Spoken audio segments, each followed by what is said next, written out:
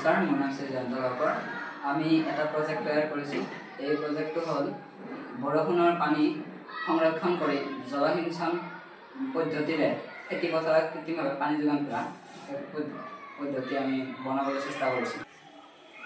এই ভূগৰ্ভৰ পানীৰ ওপৰত নিৰ্ভৰশীলতা কমায় আৰু ভূগৰ্ভৰ পানীৰ অপচয় ৰোধ কৰে।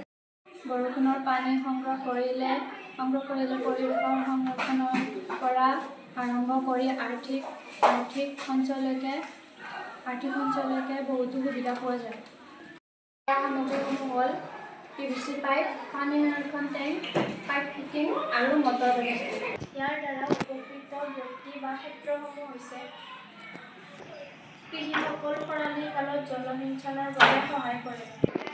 বিদ্যালয় আৰু গৃহস্থলী দৈনন্দিন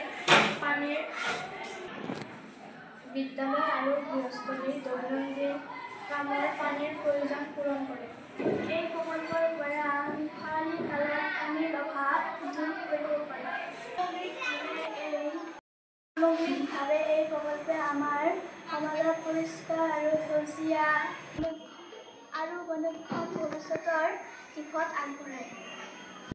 পানী এই ছালৰ পৰা এই টেংকিত জমা হয় আৰু প্ৰয়োজন সাপেক্ষে আমি এই টেংকিৰ পৰা পানীটো উলিয়াই আনি ইয়াত আমি কিবা কৰি দিব পাৰোঁ আৰু